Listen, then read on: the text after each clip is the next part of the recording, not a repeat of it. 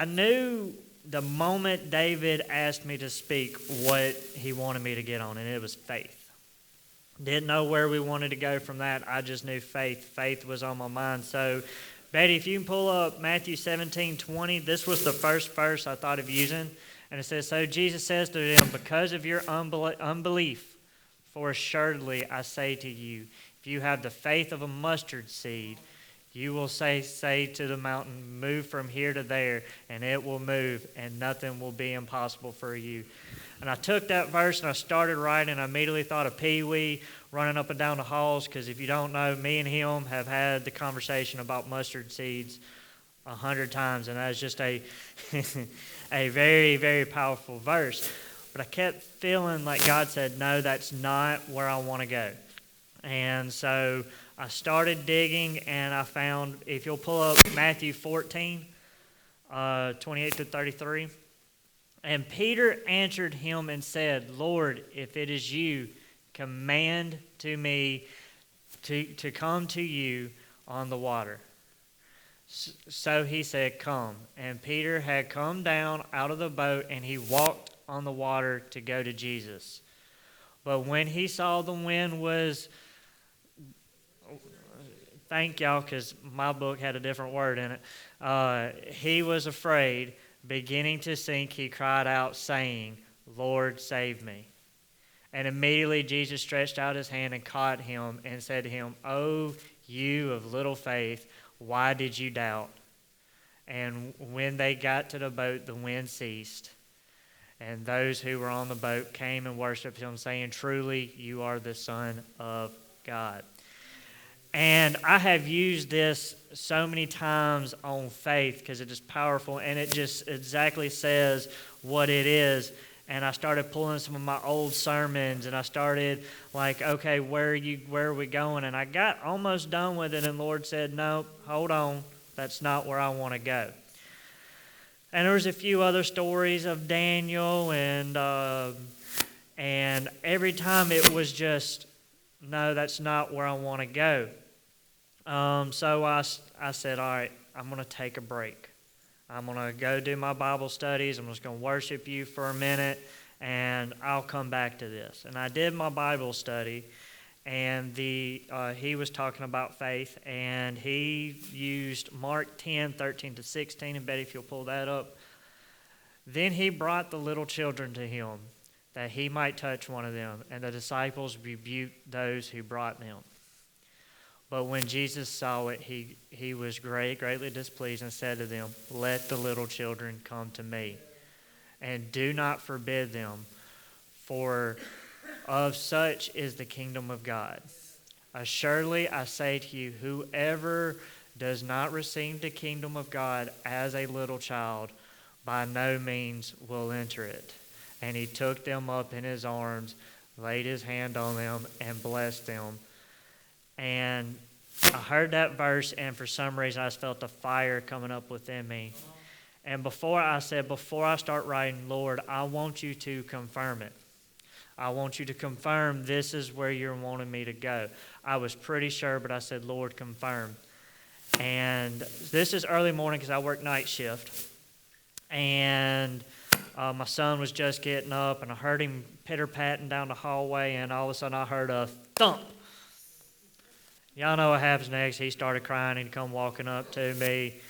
Somehow hurt his finger, and I said, what's wrong? He showed me his finger, and I just gave a little kiss. I picked him up, and I held him for just a few minutes, and he calmed down, and then he said, I'm okay.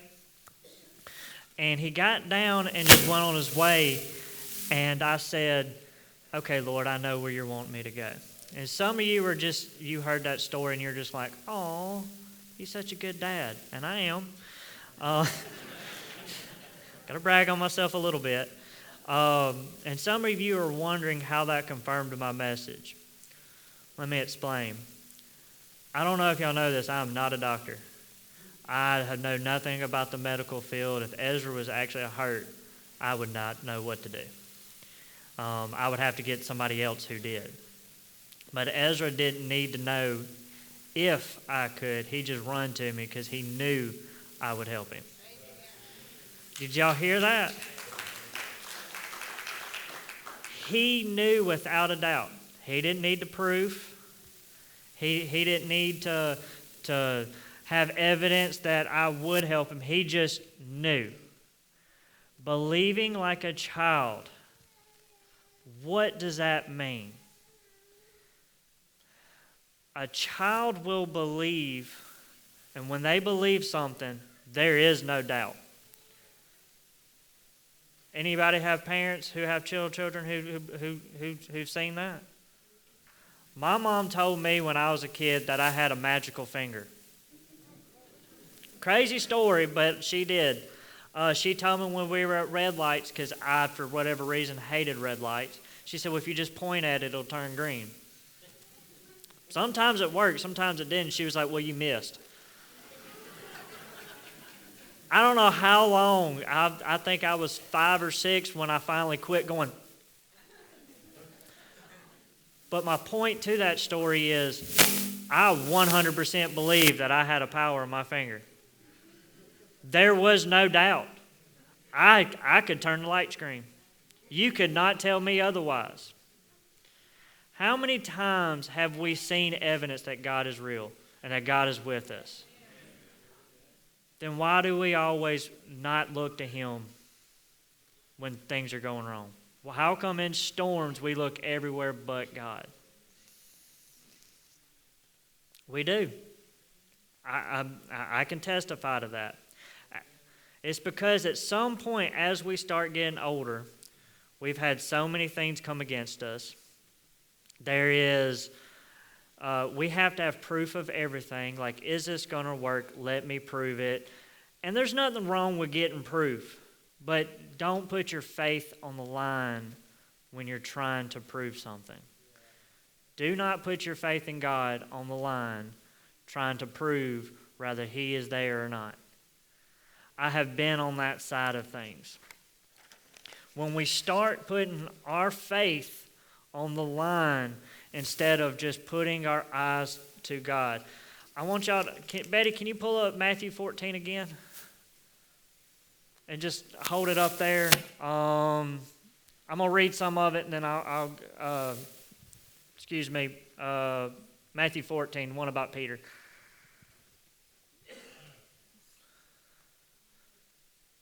It was I think it was the first one I gave you. Or the second one, sorry. Yeah. Peter answered and said to him, Lord, if it is you, command me to come to you on the water. And so he said, come. And Peter had come down to the boat and he walked on the water to go to Jesus. Hold right there. Do y'all see what is happening? He said, Jesus, if it's you, tell me to come.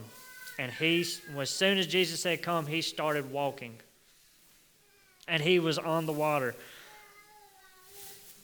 Do y'all think he was believing that? Do you think on his own he could walk on the water? Nope, I've tried.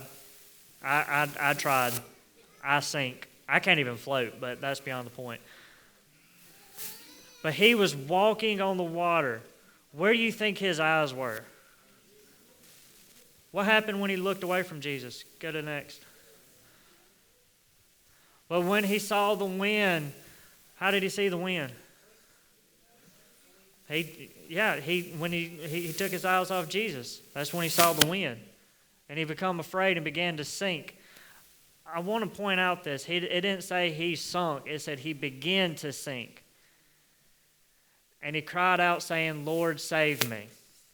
The reason I want to point out it said beginning to sink is because what happens when you just fall in the water? You sink, you go under, especially me. I go to the bottom. I can't figure it out. But he didn't sink, he began to sink because Jesus was right there still holding on to him.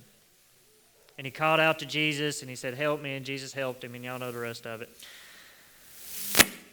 And it reminds me, let me point out, when we get saved, we become born again. Right? So we have to learn our spiritual side of things all over again. It's kind of like learning to walk. Let me tell you about my son when he first started walking. Now, I'm not talking about his first step. I'm talking about when he actually could walk from point A all the way to point B without falling down. When he was younger, he could take 1 or 2 steps, and for whatever reason, he could not focus in one direction or the other. A toy would make a noise here, and he would take 2 steps, and then something would come on TV, and he would fall down. He would come over here, take 1 or 2 steps, something would go off over here. So he never could keep his eyes in one direction. There was a day when the first time he actually took more than 2 or 3 steps, I was holding him, so I had his hands like this, just kind of guiding him, not letting him fall. And he's just, doing it a little baby. It was so cute. That's beyond the point. And I was guiding him, and, his mama grabbed a toy and started kind of shaking it. I want that. And she kept shaking, and so I kind of let go of him, and he took a step, 2, 3, still focused on his mom so he hasn't fallen. Took his 4th, 5th, 6th step, still focused on his mom. Made it right in front of his mom about 10 steps later, and was standing there reaching out, and something come on TV, and he turned his eyes, and he fell down. Now, some of y'all are asking, well, what was the point of that story? Because isn't that the same thing Peter did? He had his eyes focused on the goal, and he took his eyes off. Soon he started to sink. Just like Ezra when he fell down the first time. Just like every time he would fall when he was learning to walk. Now the boy runs everywhere. Why? Because he learned how to walk. He focused his energy. When he was going to something, he knows I have to stay focused. To this day, if I'm walking somewhere and I lose what I'm focusing on, lose my focus on something else, I'll fall down. I don't know if y'all know that, but I have failed several times. I almost fell off the stage coming up here. I don't know if y'all saw that. That's because when I got up here, I had everything. I was focused on the stand, and I focused on the water in my hand, like, oh, did I grab my water? And I almost fell off the stage. Because I took my eyes off where I was going. I have a question. How many of y'all focus on God every day? How many of y'all focus on nothing but the Lord? That's good. When storms come through, there's so many times, so many of us take our focus off of God, and He is the only one who can solve the problems. He is the only one. We are taking our eyes off of the one and the only. I'm going to get personal with y'all in just a minute, if that's okay with y'all.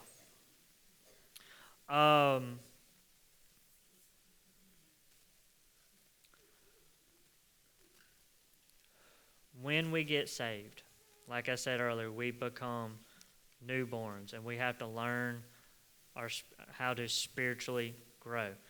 And a newborn is very dependent. A child is very dependent on their father. So when we have faith like a child, it's because we are dependent on the Father. So many times we take our attention off of it. We take our attention off Him. Or we build these walls up. And we build these walls up because we think we're protecting ourselves. We think we're, isolating all the problems. But really and truly what we end up doing is we build the wall up and we forget to give Jesus the key. I'll be honest with you, I was there. I was notorious growing up about building walls and keeping everybody out. Problem is I built the walls up and I didn't even leave a door half the time. Because I didn't want nothing. I just wanted to protect myself. I wanted to isolate myself from everything. the problems would come up, and the way my mind worked was, well, I'm just going to take myself out of the equation, and I'm just going to build me a room, and that's where I'm going to stay. I'm going to keep my spirit within this room. As long as I'm in this room, I'm safe. But the problem was the storms would come. They would knock in a wall, and so the storms would end up coming, and all the problems that where I was trying to get myself out of would come into the room. And the problem was I kept rebuilding the room till all the problems were in the room. And Jesus was outside knocking on the door saying, let me in, let me help you. And I just wouldn't do it. He kept on and he kept on and he kept on. And finally one day I said, okay, I can't do it no more. God, take it. And I remember that day, the day I finally gave in, and I said, Lord, you can have it all. Do y'all remember that day? The day you got saved? That was the most peaceful moment of my life. It was like every problem just went away in a moment. I was just so full of peace, so full of love.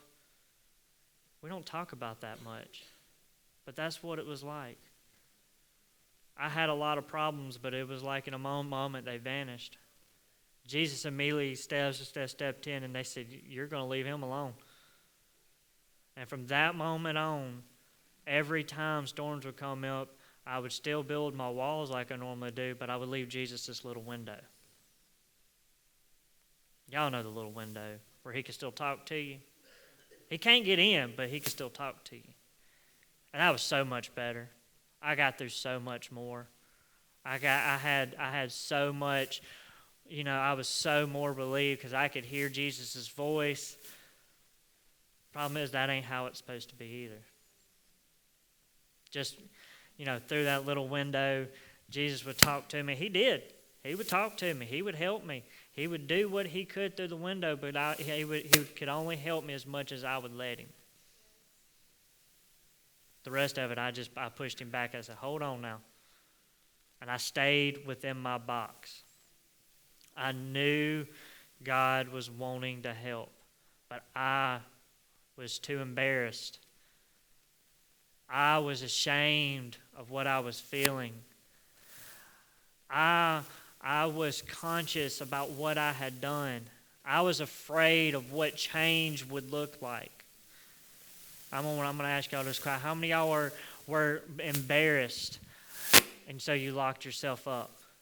How many of y'all were afraid of what was happening and locked yourself up? How many of y'all were focused on God, and then kind of as you got closer, you got ashamed of your past and you kept looking backwards instead of looking at God?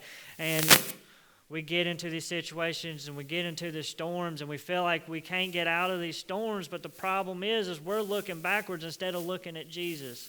We're looking at the issue instead of looking at Jesus. Jesus is right in front of you.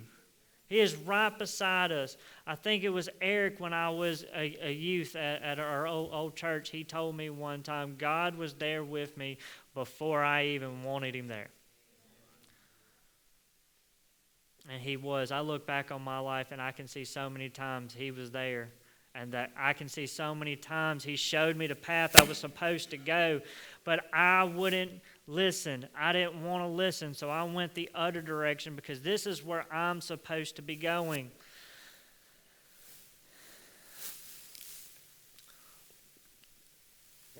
I knew God was wanting me to talk about faith, but I didn't know exactly where he wanted me to go when I started writing. All I knew is I had faith he was going to get me there. I could feel him writing these messages, and the whole time, every time I would start writing, I would ask him, Lord, take my voice. Take this message and make it yours. There is too many times where we are focused on Jesus, and like Peter, we turn our heads and we look at the problem. Stop looking at the problem. Focus on Jesus. Jesus is in front of you. In Psalms 38:2, Betty, I did not give you this. It says, I will instruct you. I will teach you in the way you should go. I will counsel you with my eyes upon you. let me tell you, this verse has helped me make just about every decision I've ever made. Knowing that He will instruct you, and He will. Now, He might talk to you a little differently than He talks to me. He's kind of blunt with me sometimes. He will teach you. He'll show you the way you're supposed to go. But this last part is the part that I've always stuck with. It says, I will counsel you with my eyes upon you. His eyes are always upon you.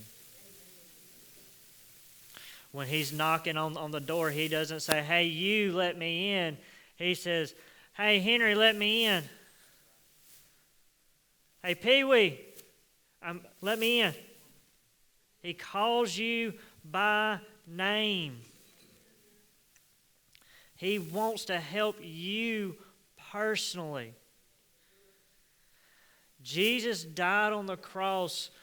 Don't think of it as He died for the world. He died for you. You. Individually, He died for you. Thank God for that too, because if it wasn't for that, I wouldn't make it to heaven. Because I mess up too much. But because of God's love, He sent Jesus to die on the cross for us.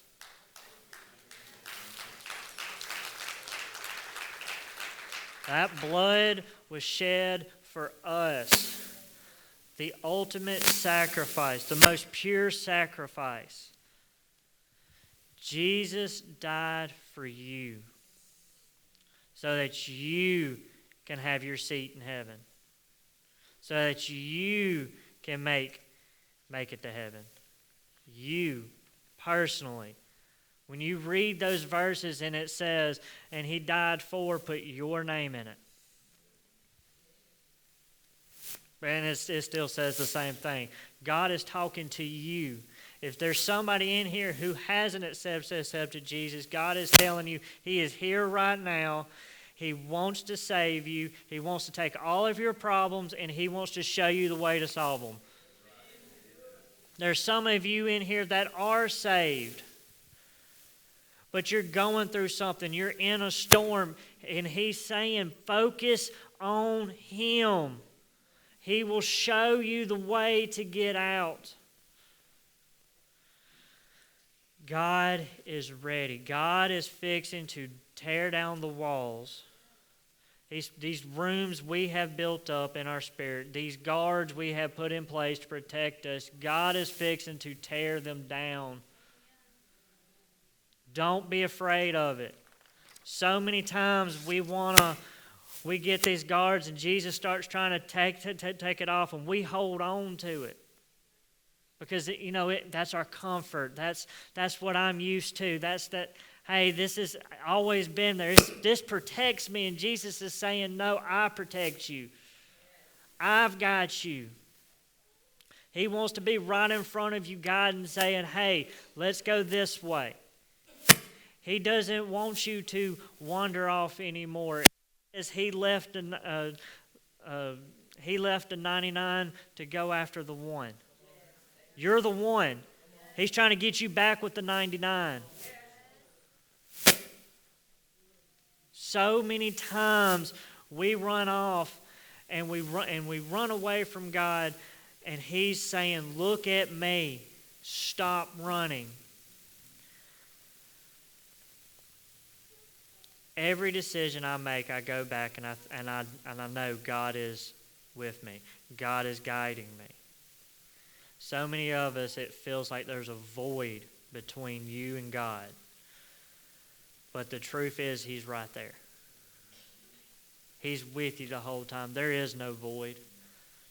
The reason you feel the void is because you're putting a separation.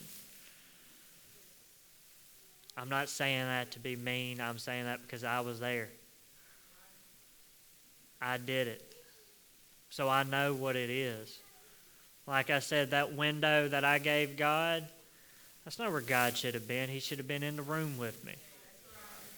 I should have given Him a key, but I didn't want to let Him in. I just wanted to hear His voice. we are the ones that get ashamed. We are the ones that choose to carry the weight. We're the ones that want to hold on to all the problems of the past. God is waiting for you. No matter what you're doing, no matter what you're ashamed of, no matter what you're holding on to, no matter what weight you're carrying, we serve a big, big God. Just remember that Jesus is in front of you. And all the weight on your shoulders. And I know there's several of us who carry things. I remember back in 2014, I felt like I had the weight of the world on my shoulders. I felt like, and it wasn't just my problems, because I'm the type of person that everybody comes to with their problems. And that's fine. And I still today, if you have an issue and you need to talk something out, come see me. I'll be glad to help you. But back then, I didn't know how to help somebody and get rid of the weight. So I had my own stuff. I had all the weight of my stuff and the weight of everybody else's stuff. And I was holding on to it all because I felt like that was my job. This was my cross to bear. The problem is Jesus already bared the cross. He already wanted to take the weight. He was saying, Roger, give it to me. Let me carry it. I'm strong enough to carry it. You're not. Give it to me. And I stubbornly just kept carrying it, struggling. My emotions were affected. My spirit was affected. My physical was affected. Because I would not release the weight. I would not let it go down. This ain't even wrote down. This is just God speaking right now. Stop carrying the weight. There's somebody in here who is carrying the weight of the world. And Jesus is saying, I'm here right now. Give it to me. You don't have to carry it no more. And I can tell you the moment that I finally was like, okay, God, I can't carry it no more. It was like Mount Rushmore. It felt like, that's what it felt like I was dragging Mount Rushmore behind me. I couldn't move. I couldn't improve myself. Mentally, I was just waiting for the moment for me just to die. Spiritually, I didn't think I could go anywhere. Physically, I was so exhausted just from carrying this. I was physically exhausted. And that moment, Jesus said, will you please give it to me? And I said, but you don't deserve this. He said, that's not what I asked you. He said, give it to me. And I gave it to him. And felt like I could breathe. For the first time in years, it felt like I could breathe. Felt like I could actually take a step without getting a cramp. It felt like, I felt like I was floating. The moment I finally said, okay, God, take it. I was literally floating. I could have probably run a marathon spiritually, not physically. I don't run. But Jesus is in front of you. Even if you're saved and you're like, hey, I'm looking to Jesus, you still may have some weight on your shoulders. You may have some stuff from years ago that you haven't dealt with. I feel like Jesus is fixing to come in and he's fixing to unlock the door. He's fixing to kick in the door, and he's fixing to help show you how to deal with all this past stuff, the stuff that we're holding on, the stuff we're trying to hide from God, which I still don't know why we try to do that. He sees it. We're not hiding nothing from him. And it's nothing to be ashamed of. He sees it and he's still wanting you. So, hey, he's ready to deal with it. And he's doing all this because he cares about you. Not just me, not just Pastor David, but you personally. He wants to help you. Doesn't that sound good? Smile. That's a good moment to smile. Jesus is ready to help you.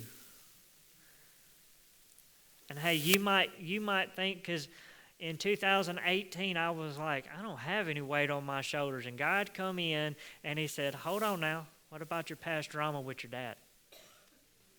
I said, oh, well, me and Dad are good. He said, are you? I thought so. He said, well, did you actually give it to me, or did you just throw it in the back? I said, I don't know. I looked, and there it was, a little rope around my heart, where I was still a little bitter from the past. I said, okay, Lord, let's deal with it. He said, give it to me. I said, I can't get it out. It done wrapped up so much. It was kind of fused in there, and it hurt coming out. It did. But the moment Jesus finally got a hold of it, he healed my heart. He took that and he threw it off somewhere. And me and Dad have the best relationship we've had in ever.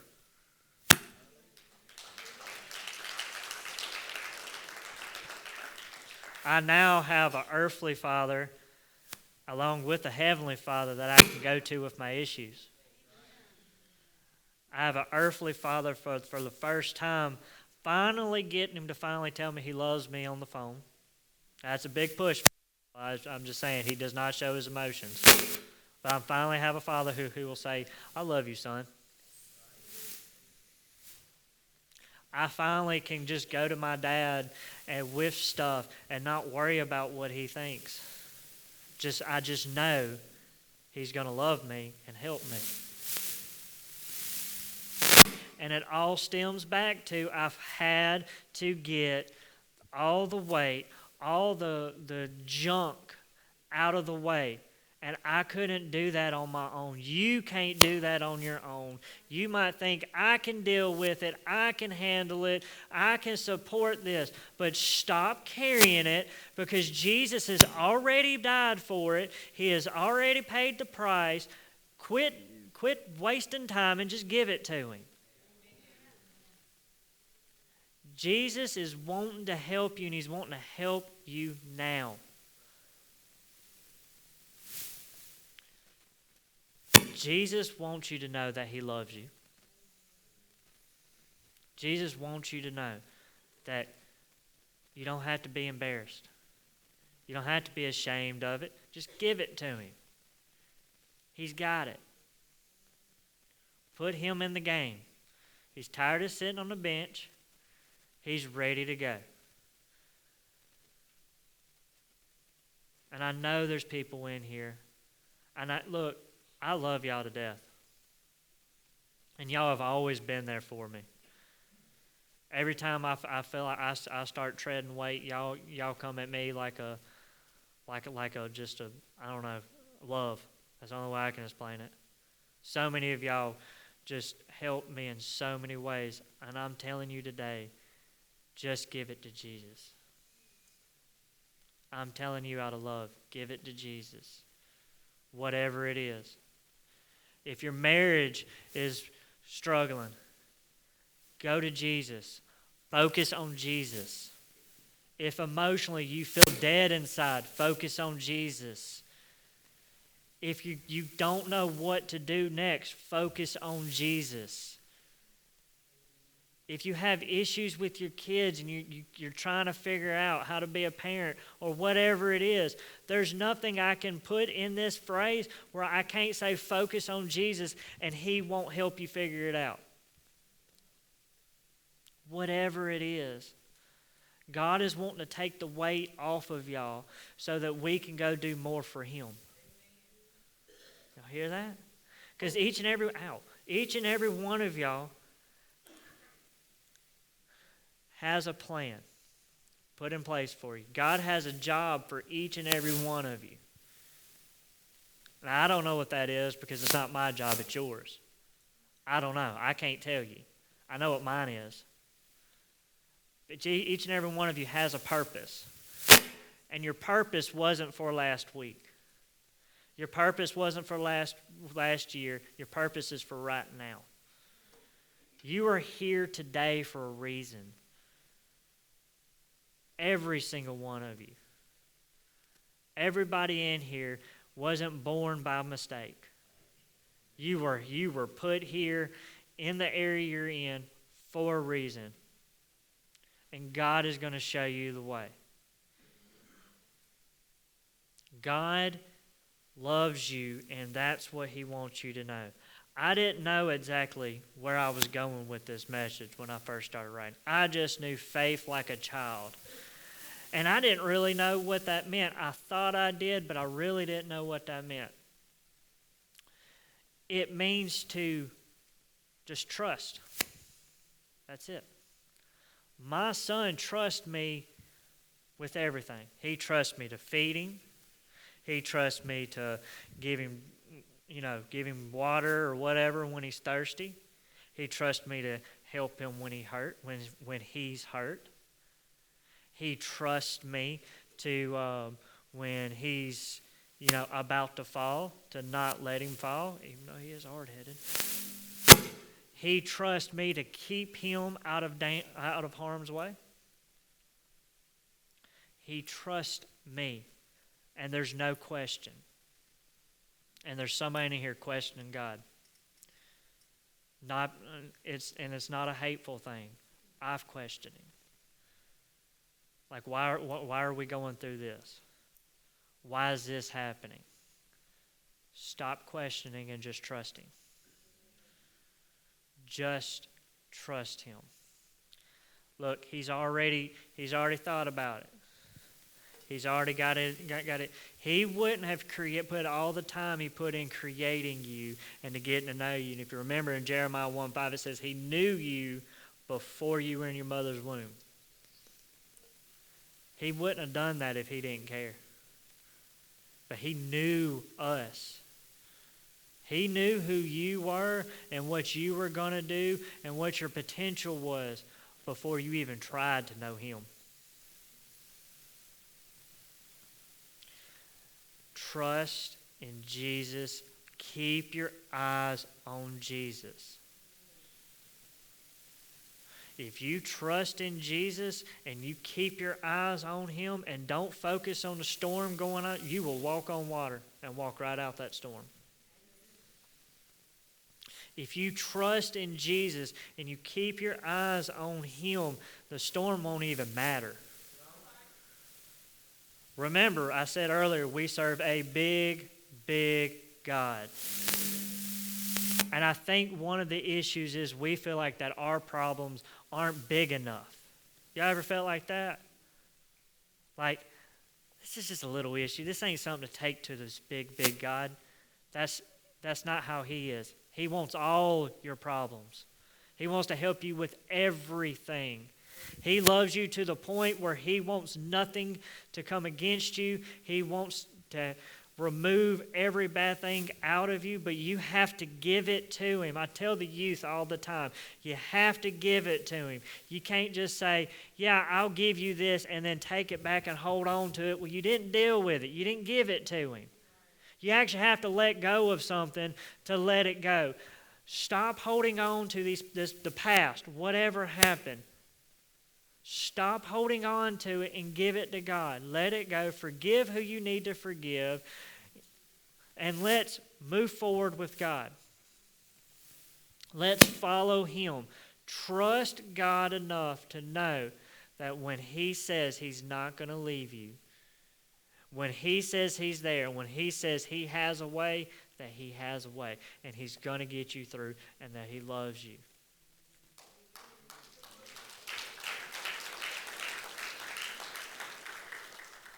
Trust Him like a child.